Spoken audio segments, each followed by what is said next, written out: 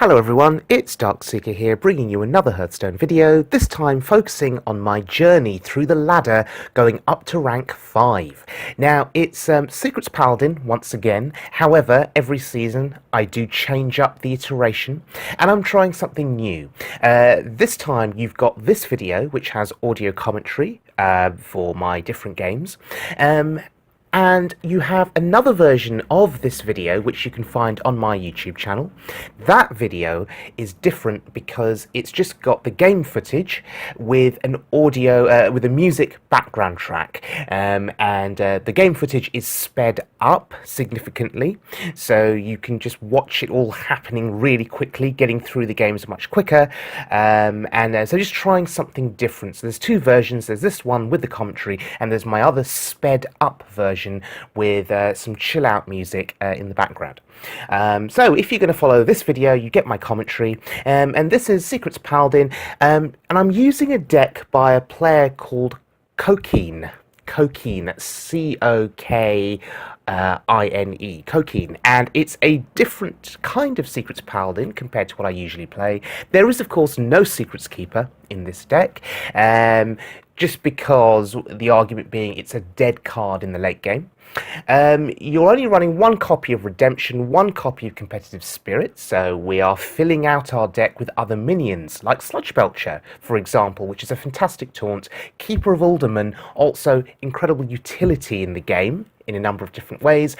Aldor Peacekeeper, and double Consecration with one equality. So we've got board clear potential in this deck as well.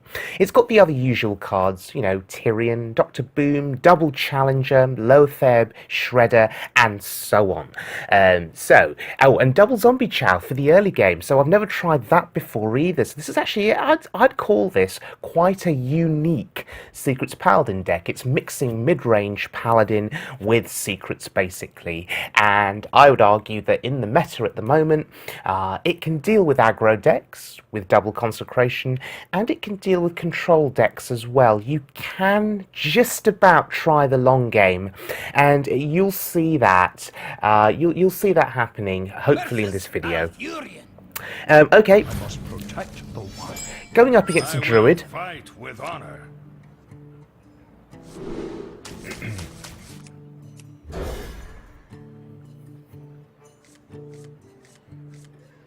Okay, this isn't a bad opening hand.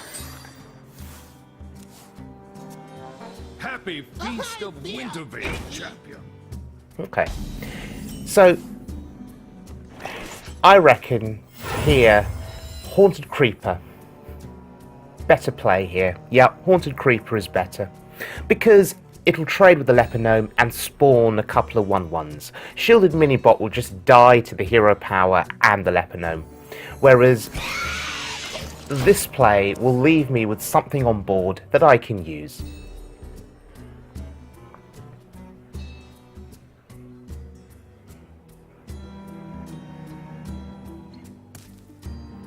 Next turn we've got the Minibot, which is pretty strong. We don't have a turn 3 play yet, but we could always hero power, I guess.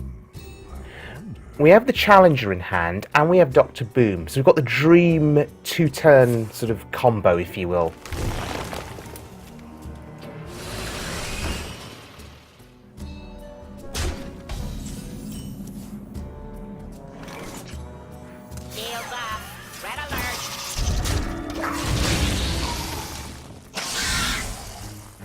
And now we have board presence.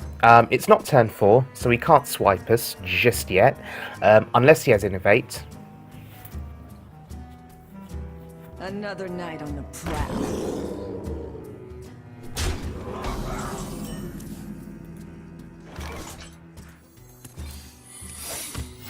Reporting for duty.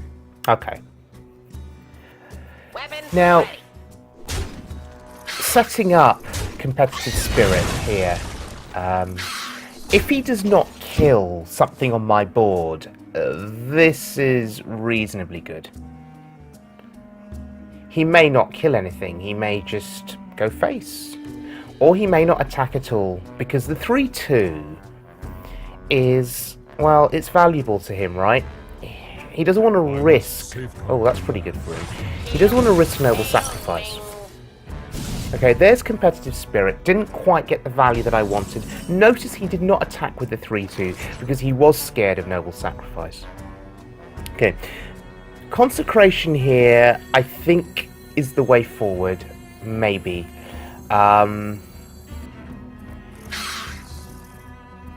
It will get rid of the 3-2, right? And that's super important. This is aggro druid. So we're going to get rid of the 3-2. And we're going to kill the 4-2. Sure. So now he will probably have to trade, right? Sure. Oh, Fel Reaver. Right. This really is aggro druid. Okay, so we can turn the Fel Reaver into a 3-3. There was a slight temptation there just to play the Shredder and prolong the Fel Reaver being on the board so we can mill more cards, but it's an 8-8, it's too risky. Okay. You see, now doing what he's doing here, he's wasting his turn. I mean, he had to hero power, he didn't play anything, right? That's so good. So Keeper of Uldaman, proving its worth against this aggro deck. Keeper of Uldaman, really good card. There's Dr. Boom, and he played his Boom first, unfortunately. And that's a bit of a problem for me. Not entirely sure how to go about this turn, except to play the... oh dear. Ouch. Okay, ouch. That Knife Juggler took one for the team there. I was hoping the bomb would have gone into this Challenger or the Belcher. It wouldn't have been able to have killed either of them. But now, we have our secrets up, right? Which is really important. I didn't play Dr. Boom there because I wanted a taunt on board. Because my strategy here is essentially for that Belcher to eat some hits up, for us to get the secrets going, and then hopefully for me to be able to go face at some point with my Challenger on the next turn. So let's see what happens here. Noble Sacrifice. Get down. Where will it go? Ooh, to the face. That's good for one. That's really good.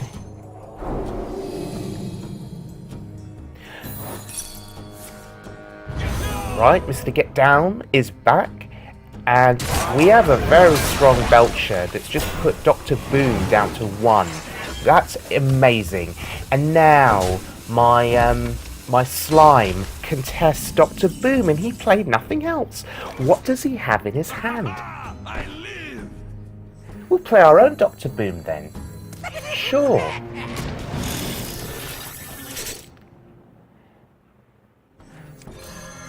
And I'm going to play the Chow for value. Notice what I traded with there. I kept the slime alive. I'm going to make the assumption that given he played nothing else last turn, that hand has combo in it. But it's too late. He would need to combo down my board now. He'd need to Force of Nature Savage Draw down my board. But even then, I don't think it's enough. And that's not enough. No, he's going to go for the Chow. But I'm okay with that, right? He wasted a turn hero powering and charging into nothing. That protects my face, or it protects another valuable minion. And it's lethal. Boom. Boom. Well played. Great, so this deck, rank 9, doing really well. There's the bonus streak. And we're into rank 8.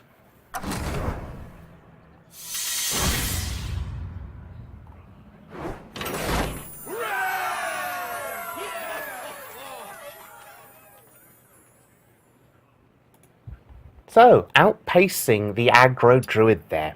That's really good.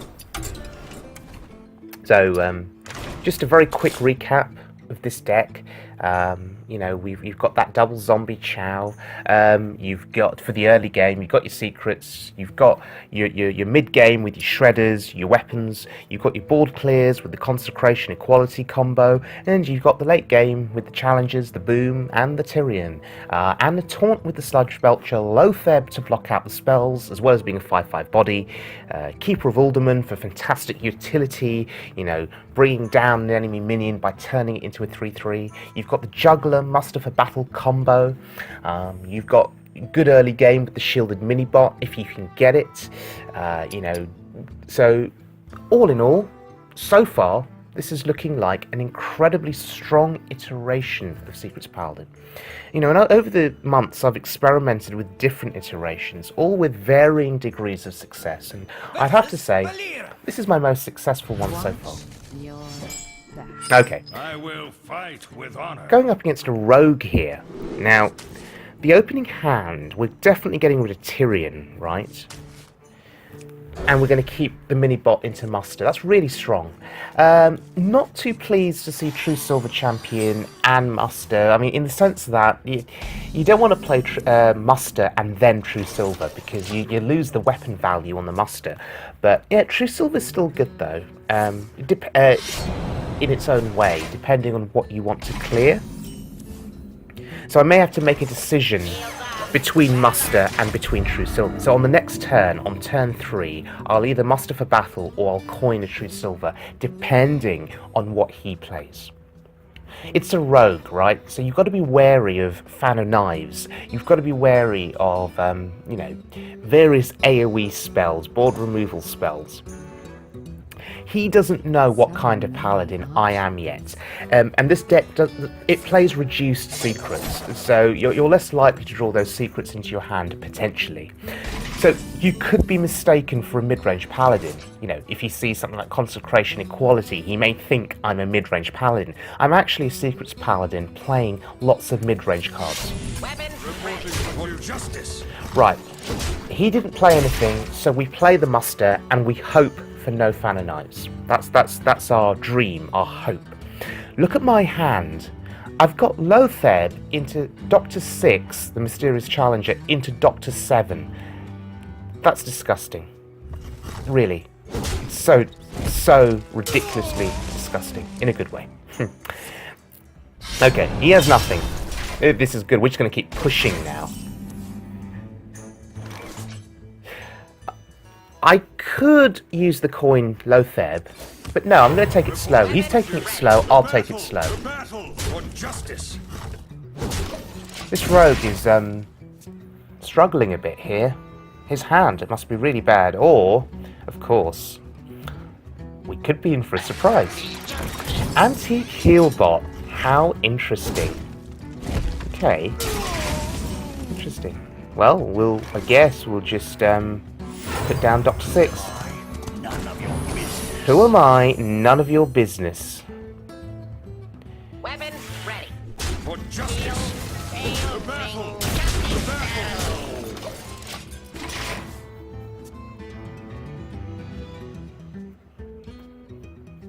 Almost a Christmas tree. There's Get Down. Now, we don't run as many secrets in this deck, so you don't get the full Christmas tree effect. It's Repentance, I think, that we don't run. So we sacrifice some secrets to play these other mid-range minions. Wow, that was really lucky of him to have had BGH in hand at that particular point in time. Apart from Sap, that was potentially his only answer there, and if he didn't have that answer, I probably would have won this game. Okay, now, we could True Silver that down. I think, or we could just trade a 2/2 in. I think trading is better here. I want to minimize damage to my face because we've also still got the one charge weapon too, which we're going to keep, or we're going to use it. We're going to keep it because next turn I may not want to play True Silver. I may want to play Boom. Wow, Coal Light Oracle. This is Mill Rogue. And he's going to probably end up milling me at this rate because I've been very conservative with my cards. Gang up. Okay, Coal Light Oracle, back to the hand. And Sap. Wow, so okay. He had a Sap. Yeah, he's going to go for the null strategy.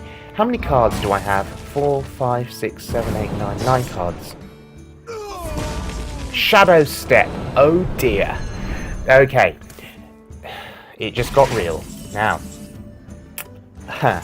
The strategy here now needs to be kill him quickly. Kill him very quickly. And play as many cards as I can. So this is what I'm going to do. I'm going to empty as much as I can from my hand. And hope for the best. Pray for the best now. I'm going to use the weapon too. It's all about now bringing him down quickly. I don't think there are many silenceable targets. Oh, there's one. Oh dear. He's going to get the battle cry effect. Am I going to mill here? 4, 5, 6, 7, 8, 9. Yes, I'm milling. That's okay though. But I'm going to mill again on my turn, and I'm nearly out of cards. 9 cards left in hand. This is not looking good. Actually, this is looking quite bad for me. Deadly Poison. What's he going to do? Is he going to Blade Flurry here?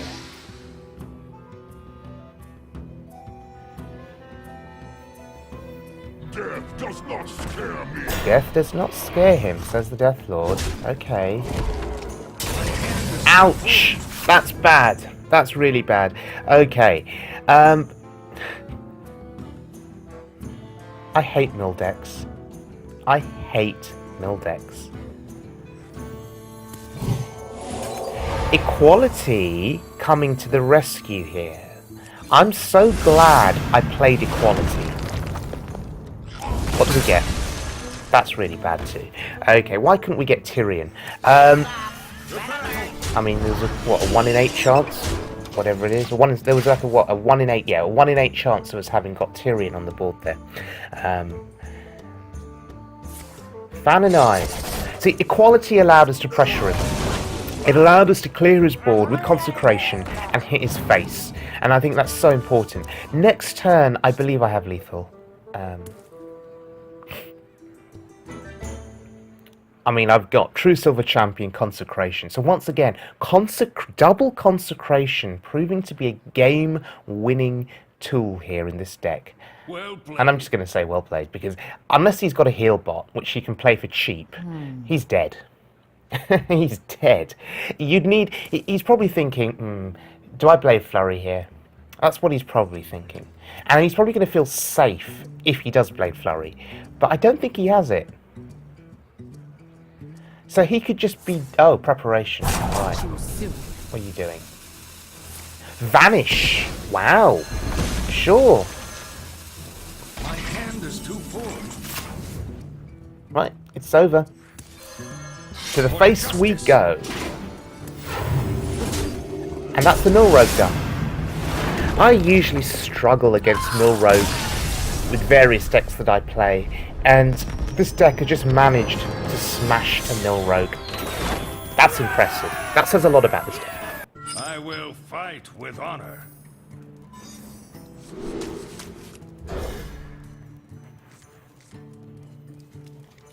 Okay, so I'm going up against a Druid here. And I believe this is the battle for rank 7. So, let's see how we do. We've got double shielded mini-bot. That's sort of a dream start. Having coin in hand, though, would have been even better, because we'd have turn 1 mini-bot, turn 2 shielded mini-bot, along with a noble sacrifice to protect the shield. But this is still good, because we can noble sacrifice turn 1, we can turn 2 mini-bot and protect the divine shield from his hero power. Oh wow, Living Roots. So this druid, starting off very aggressively. I don't know how I feel about Noble Sacrifice now, actually, because I don't know how much value it represents. Okay, it does protect the mini-bot still. because he could hero power and think that he'd be able to take down the mini-bot with the hero power trade. So the mini-bot's going to survive this turn, unless he has a Wrath, but no, yeah. Would still be an okay position, I think, because we've got another mini-bot for next turn. Interesting. You really want to draw those shielded mini-bots early. They can sort of be a dead card in the late game, especially if your opponent is playing massive threats. A little bit like the zombie Chow, really. You want the early draw.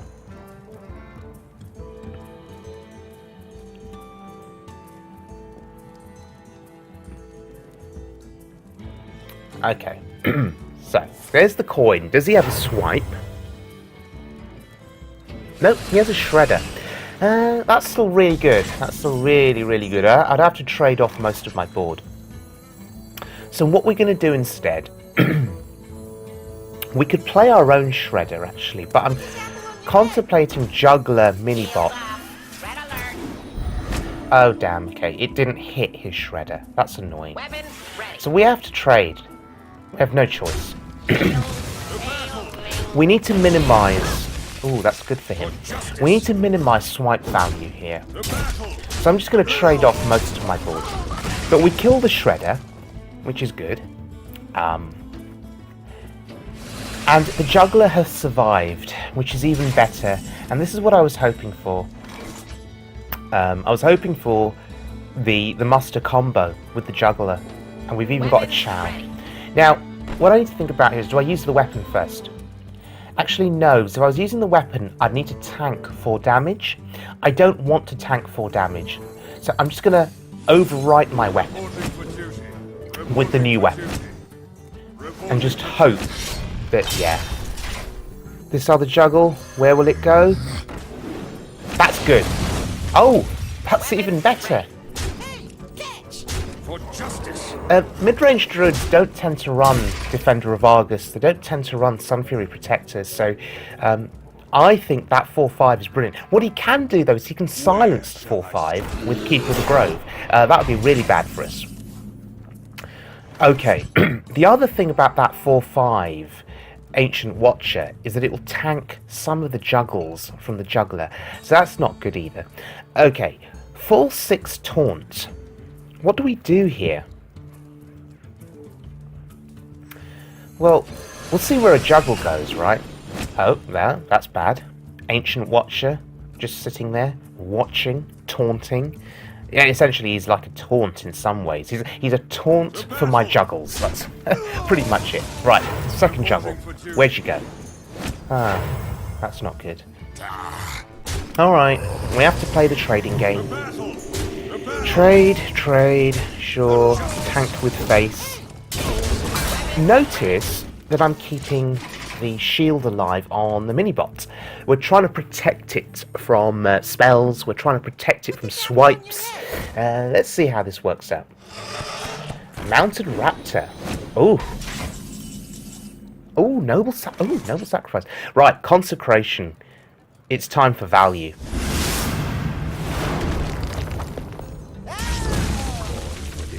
Right. Hero power? Where does juggle go? Oh, to the face. Oh, he concedes. Oh, right. His hand must have been really bad then. There it is, rank 7 hype with this deck. With honor.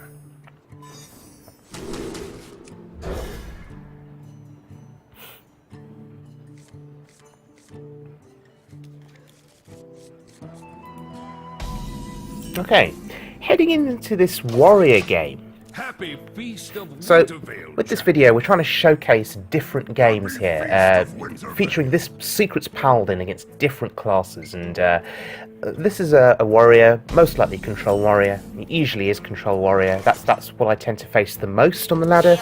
I don't see very much patron warrior anymore. Patron warrior got nerfed, made a bit of a comeback. It exists, but don't tend to see it too much. Fiery War Axe, are you really going to tank that? Yes, you are. He's potentially now going to tank 6 damage to the face with that mini-bot if he decides to attack it again. Because he attacked for 2, I've attacked for 2. If he attacks it again, that is 6 damage to his face. I'm happy with that.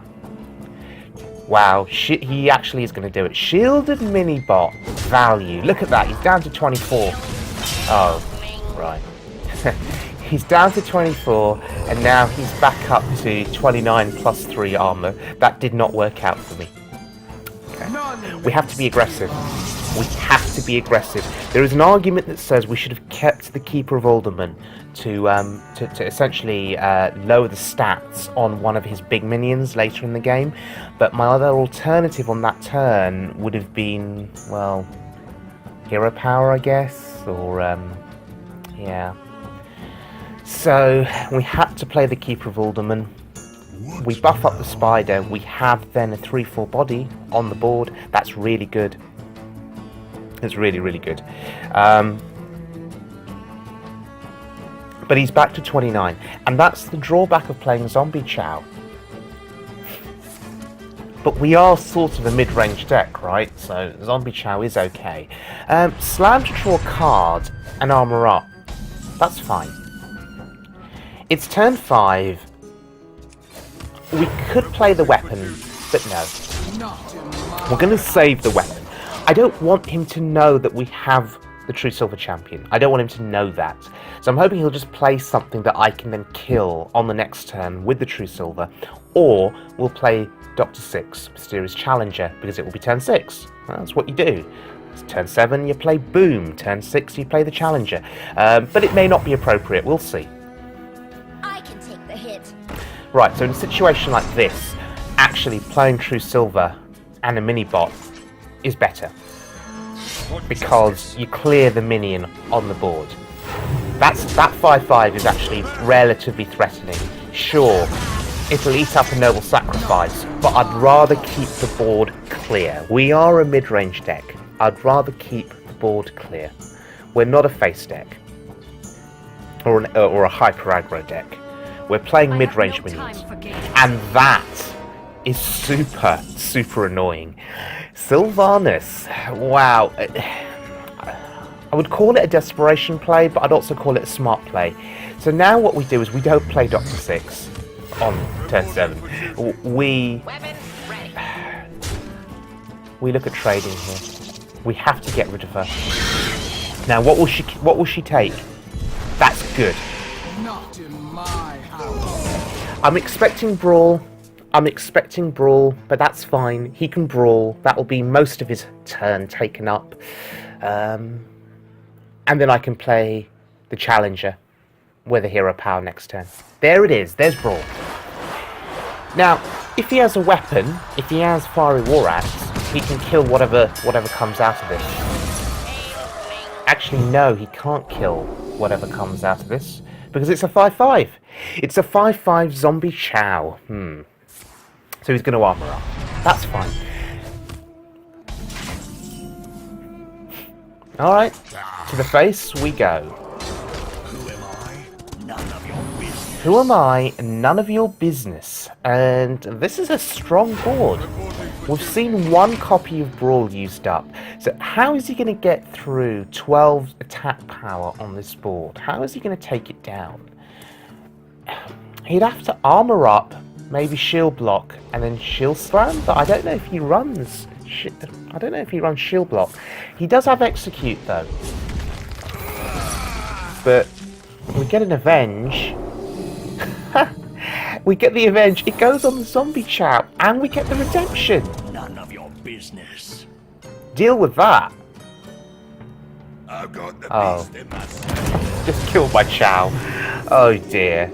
That's fine. It's absolutely fine. We have a 6/1 on the board still. So here's what we're going to do. Competitive spirits. If he can't clear that 6/1, he's going to be in a world of pain. However, let's look at where we're at. We're on turn 9, and he still has 21 health. he can still easily come back from this, and I'm running out of threats. He has more cards than me in hand, so he has card advantage in hand. I may have board advantage, but if he has something like a Whirlwind, or if he has Revenge, that board will go down very, very quickly. If, however, my board survives, we have Competitive Spirit, and so it won't die so easily. He's just going to armor up here, sure. Okay, Death Spite. He wants his Whirlwind effect on the next turn. That's a really smart play. However, I don't think he banked on Competitive Spirit. I mean, some decks don't play Competitive Spirit anymore. They actually see it as being a bit of a waste. Hello, Noble Sacrifice. Sure. Stop asking questions. The battle! Reporting for duty. We're actually going to play it, right? Why am I playing it? Well, it'll protect the 2-2. I actually value my 2-2s on that board. They do 2 damage. That's significant. And let's just frustrate him. Part of this is psychological too. Like he's gonna end up hitting Noble Sacrifice, right? And he's like, oh my god, really? But I think he was going face, wasn't he? Yeah, he was going face. So he must have Whirlwind here, right? He must have Whirlwind. Was if he doesn't. Behold the armies of Stormwind. Behold the armies of Stormwind. Varian Rin with the best entrance in Hearthstone. I don't think that's enough though. No, it's not. Consecration. Even with the armor gain, he's dead. Sure, gain 2 armor, but die. And there we go. Consecration winning us the game. Alright. And forward we move into rank 7. Sure. Fight with honor. Okay. So, this game now. A priest. What kind of priest would this be? Well, you've got Control Priest. And various variations and iterations of Control Priest. Zetalot, who is probably the world's best priest player now. I presume he's eclipsed Amaz, given that Amaz hasn't really played priest for what, over a year now? Zetalot plays nothing but priest, and I think because of Zetalot and his popularity now in the streaming world, we do see more priest decks and more iterations of priest being played. He does innovate that deck, that class, sorry, and he tries out different decks. So this could be a variation or an iteration of Control Priest. It could be Dragon Priest. Slow start for him, slow start for me now as well. There's no shielded mini-bot. I'm contemplating a secret, but I think we'll just hero power here. I mean, I could play 2 secrets, but Redemption on the Chow, do I really want that? No, I don't. No. Redemption is a bit of a dead card in this hand at the moment, because I'm going to muster for battle next turn. You don't want the Chow coming back, and you don't want a 1-1 coming back. Because the Chow will heal him for 5, and we don't want that happening twice. Blackwing Technician, this is Dragon Priest. This could be tricky. Dragon Priest is an aggressive deck in the sense that it plays control cards like Holy Nova, Light Bomb, but it's aggressive with its dragons. Okay, it's aggressive with its dragons. Those dragons and those taunts can form quite a imposing force on the board. They really can. I mean, and they can be very hard to get through as well. And before you know it, the Dragon Priest has a board full of dragons, and well, they're all taunts, and you can't get through them. And then they start going face, and then you're dead. So Dragon Priest in itself does like to take initiative and be a bit more aggressive, whereas Control Priest likes to wait and wait and wait and wait, and then board clear you. Whereas Dragon Priest can place stuff on the board and board clear you as well. So, okay, let's see how we deal with this board. It's actually quite complicated. Redemption is sort of dead, so I don't know if we want to play it.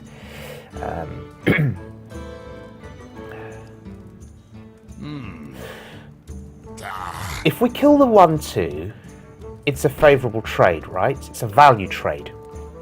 But we are scared of Holy Nova. But I think we have to take the value trade. We have to take it. Move quickly. Sure. For justice. Okay, and we're gonna play into Holy Nova. All right. Okay, whatever. We have Doctor 6 for turn 6. I'm okay with that. I'm okay with that. If he doesn't have Holy Nova, he's in a lot of trouble. And of course, we'll expect that on turn 5. So he's not healing his face, he's healing the minion. He wants to get value, right? Shielded Minibot, really good pickup here. And now we have to expect Holy Nova. We have to expect it. For justice. So what we'll do, we'll play the Minibots. But Redemption, once again, is a dead card. Battle. The battle.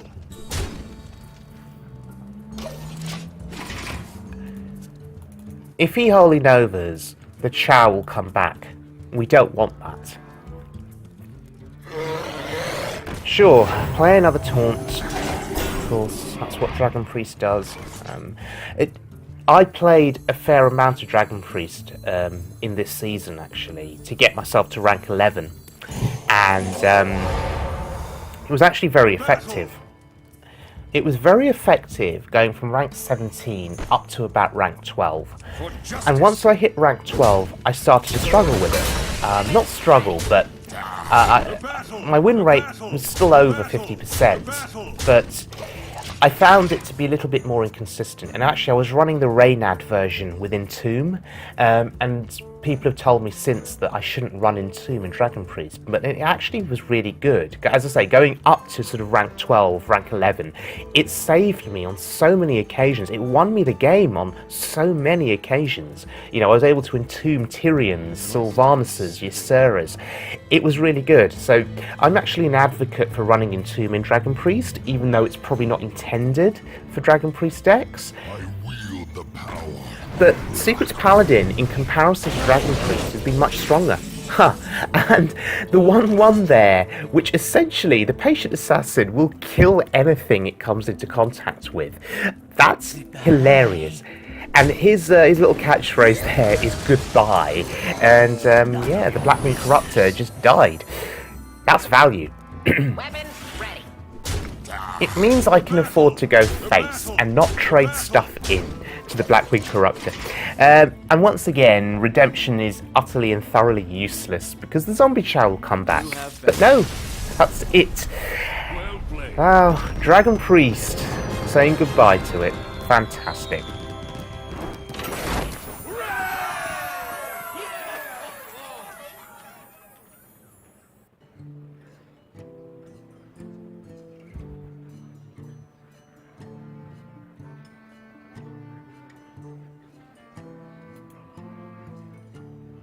Okay.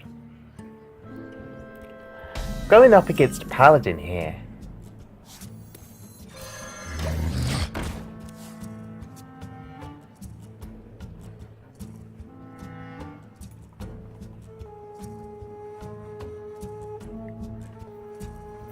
And I believe this game in particular, I believe, is for rank 6. So, let's see how we do.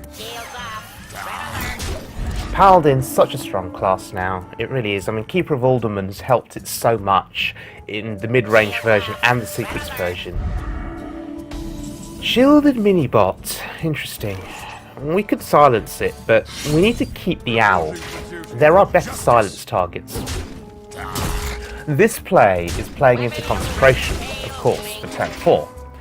But we still have the Minibot, it has a shield. We have a Shredder for next turn. Okay, sure. He has his own muster for battle. He's going to contest my board in that way, and he's going to heal up. But Zombie Chow there takes him back up to 29. The Chow, yeah, okay. Some people would argue, you know, in situations like that, how valuable is the Chow really? if it's taking him back up in health. But no, it's fine. It still has its value if you can play it on turn 1. It does contest various minions that he can play on turn 2. So it has value. Okay. We still don't know then.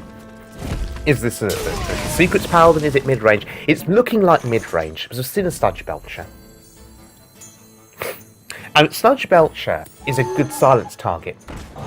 So is Tyrion, for that matter, but in this situation, we avoid the slime coming out, which I think is really important. Justice.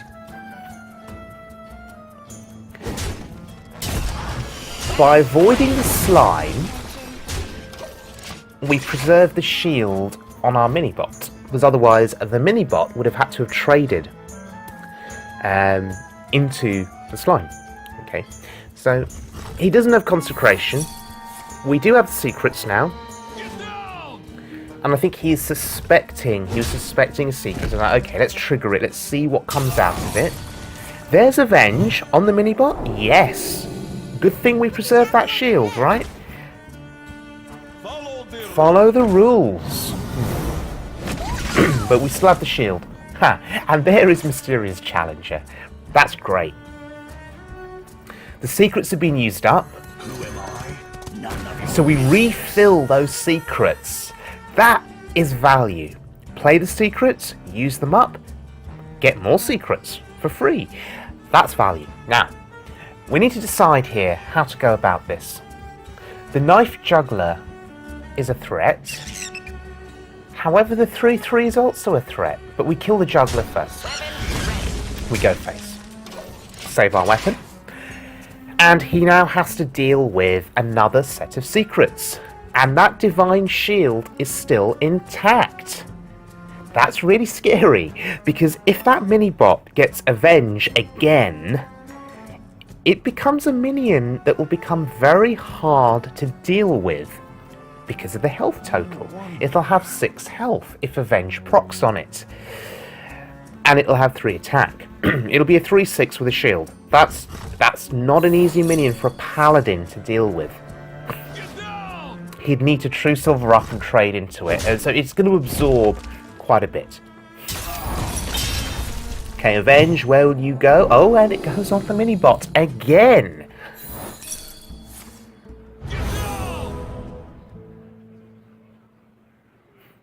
It's a 4/6. It's a 4/6, yeah. Sorry, did I say 3/6 earlier? Yeah, it's a 4/6. Okay. His best strategy here is to get a value trade and fill his board. The 4/6 now becomes a 5/7. Oh, hello, Tyrion. Right, that's great for next turn. For justice. We don't have lethal. Good thing we saved that weapon charge. I've seen lots of players just go to the face constantly with that last weapon charge when they could have used it on the following turn. So, that's good. And now we just go face. We smork. If he deals with my board, we have Tyrion on turn 8. What more can you ask for? This is crazy, really. I mean, how would he clear this board? He needed quality Consecration, right? He was hoping for Doomsayer. He didn't get it. I think it's over.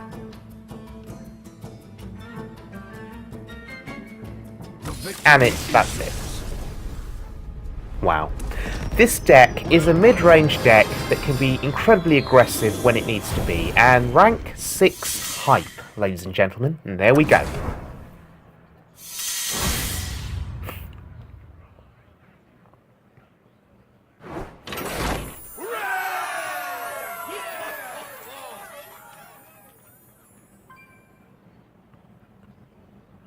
Of Wintervale. Okay, this next game, just wanted to showcase this. We're within rank 6.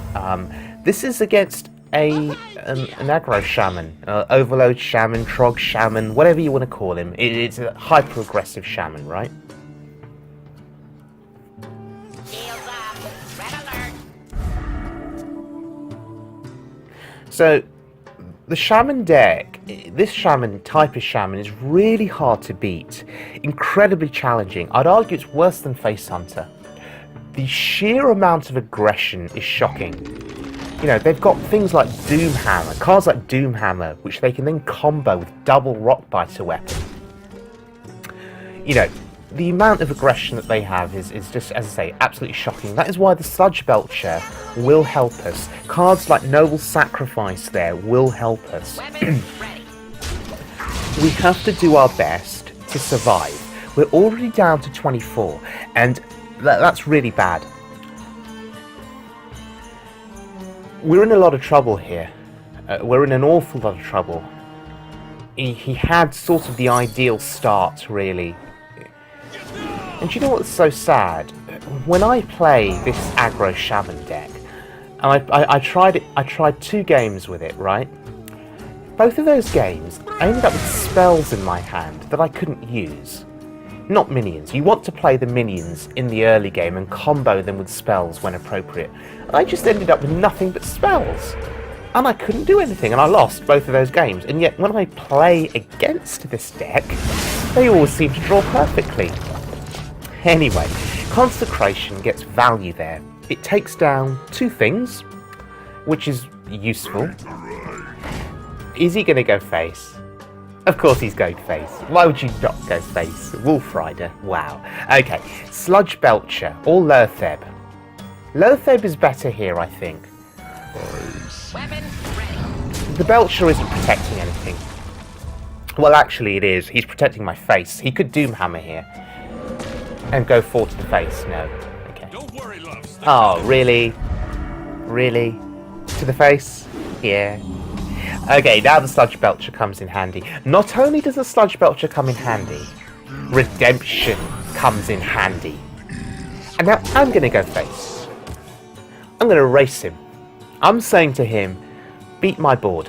I have a 3-5, a 5-5, and very soon Dr. Six is going to come down, beat Dr. Six.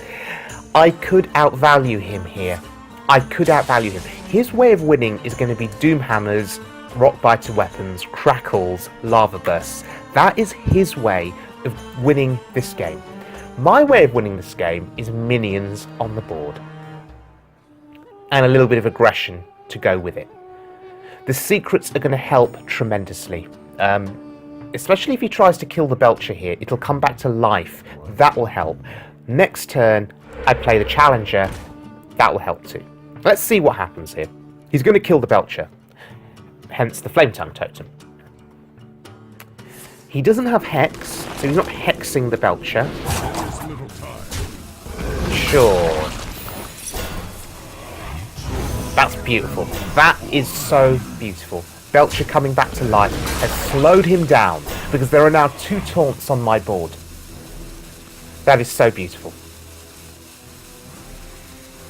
And this may have won me the game. This play.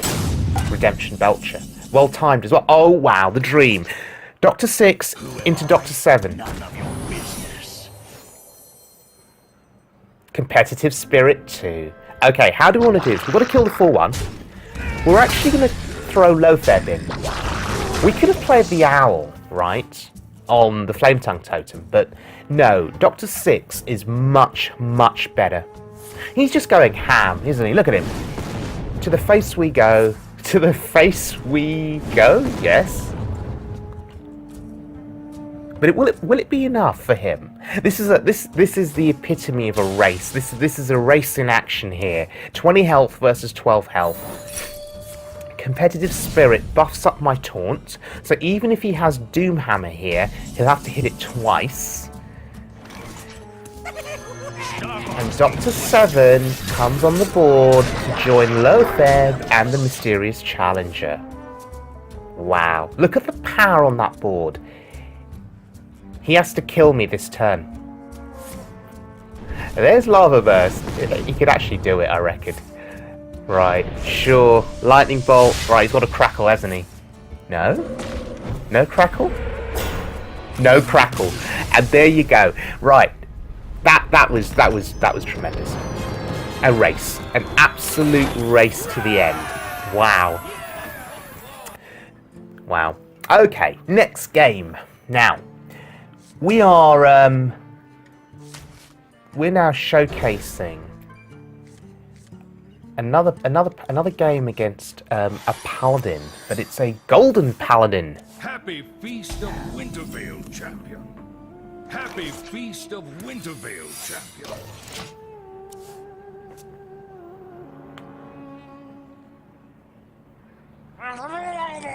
And it's a Murloc paladin. So again, this is worth showcasing because Murloc paladin is ridiculously strong. For justice. Right, ridiculously strong. For 10 cost, they can revive their Murlocs that have died in the game and just kill you, basically. And they can do it twice. So I thought it was worth showcasing just to see how well this Secrets Paladin fares against the Murloc Paladin. Shields off. Red alert. For justice. See, we have a strong board here, right?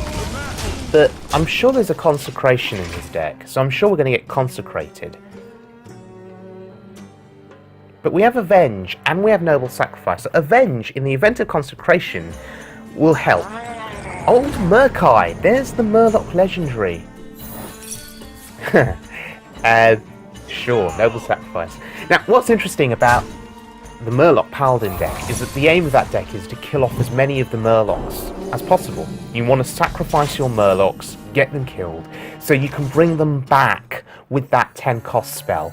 So before turn 10, kill off all your Murlocs, then bring them back to life. That's the aim of this deck. I'm actually going to play around Consecration here and value my face, because my face, I say value my face, value my health total, hence I'm not using the weapon to kill the Murloc. I'm valuing my health total because of what I know is going to be coming on 10-10, and I need to ensure that my health is preserved. Now, Murloc Paladin is very much dependent on sacrificing the right Murlocs at the right time. So you want Murkai to be sacrificed because he's your charged Murloc. But you also want the Murloc War Leaders to be sacrificed too, because they buff your other Murlocs. You want your Bluegill Warriors to be sacrificed because they're charge minions. So you bring them all back and you get insane charge power to the face. But he's nearly dead. I'm out aggroing him, basically. Put this apple on your head. Put this apple on your head. Right, it's over. He wasn't able to sacrifice enough Murlocs in time. It's turn 6. It's nowhere near turn 10. And he's dead. So, the drawbacks of Murloc Paladin, well, you can get out aggroed by Secrets Paladin if the Secrets proc. So there you go. Fun game all round. Okay, now heading into this other game now. I think this is our last game in this video series. In this video, I should say, and it's the game that will take us into rank 5, and it's against a priest. We've already seen a dragon priest in this video. The question now, of course, is what kind of priest is this? Is it a dragon priest? Is it a control priest? If it is control priest, there could be various iterations of control priest. Some that run cards like Flash Heal, which combos with the Organized Soul Priest. Some that don't. So let's see what kind of priest this is. Put this apple on your head. I'm going to take a risk with the Knife Juggler here, because I'm challenging him to say, you can't kill it, right? Do you have Smite? Do you have, do you have some way of removing it? No, he doesn't. I was also baiting out, or preventing, a Northshire Cleric from coming out, because the Juggler kills that, right? Shields off. Red alert. Juggle, yes, perfect. Zombie Chow, perfect. Beautiful. And to the face we go. Right, we've got a threatening board. A really threatening board. What does he have? We saw Loot Hoarder. Now, this could be sort of aggro priest. I call it aggro priest. It's not aggro priest. It's the priest that draws cards, then plays Prophet Velen and nukes your face for like 100 damage, or plays Malagos and nukes your face. Firebat made this deck popular. He called it Freeze Priest. Don't know why he called it Freeze Priest, but essentially you play cards like Loot Order, Emperor, you draw, you draw, you draw, you draw, you keep drawing some more, discount your cards with Emperor, and then you play Prophet Velen, Malagos, and you play spells like Smite, Mind Blast, and you kill your opponent with an insane amount of overkill. I'm only thinking that because I saw the Loot Order, and Priest doesn't usually play Loot Order, but Freeze Priest, iterations of it do play it, because it's all about the card draw. You have to draw those burn spells in your hand with the Emperor to win the game. So, Holy Nova didn't do anything much for him there. Belcher is a strong play.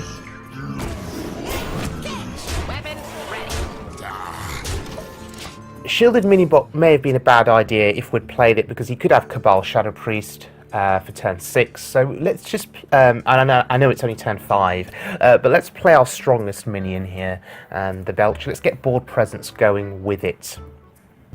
So next turn, we'll be doing 3 to the face rather than 2 to the face from the Minibot. And I think killing him quickly is the priority. If this is Freeze Priest, we will be dead at some point, and there'll be nothing we can do about it because of the burn spells. So it's just important to pressure him in to kill him. So here, do I trade or do I go face? We have 8 damage on board, right? Is that worth it? Or do we have to kill that 3/5? I think playing our minions here is worthwhile, so we play the Owl. We'll silence that, and we'll kill it. I'm actually contemplating using the Chow, but no, we won't. Do you know, a better play may have been to silence my zombie Chow, so the priest doesn't get any health back. So is that a misplay on my part?